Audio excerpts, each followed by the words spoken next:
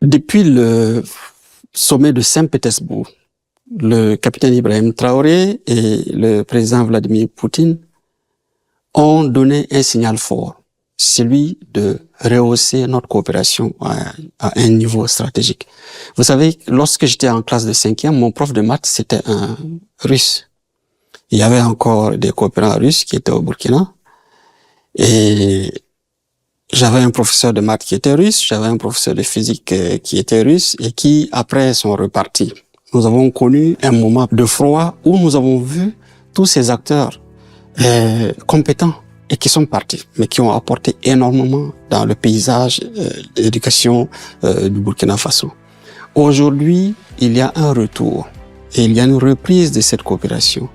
Et plusieurs signaux le démontrent. Parce que déjà après Saint-Pétersbourg, la Fédération de Russie a réouvert son ambassade au Burkina Faso. J'en étais témoin. Et c'est avec joie que nous avons accueilli cet instrument pour créer plus de proximité et créer des conditions d'un dialogue journalier permanent. J'ai vu votre ambassadeur avant de quitter Ouagadougou. Il est régulièrement au ministère des Affaires étrangères. Il n'y a presque pas de protocole entre nous. Et donc, je pense que c'est des relations qui ont repris un certain élan. Nous avons fait une évaluation et en matière commerciale, il y a une croissance qui est très forte, mais qui reste encore en deçà du potentiel de coopération entre nos deux pays. Je crois que hier, le ministre Sergueï l'a relevé. Les chiffres ont été multipliés par 10, mais comparé au potentiel, il y a encore beaucoup à faire. Mon ambassadeur m'a fait un point sur les demandes de visa d'hommes d'affaires de la Russie vers le Burkina. C'est passé de 3 à 7, de 7 à 15 et de 15 à 60. Et ça, c'est en l'espace de quelques mois. C'est des signaux qui montrent qu'il y a une certaine dynamique qui est en train de se mettre en place et qui se traduit par des échanges de délégations, des échanges de flux, mais aussi un certain nombre de mémorandums que nous signons.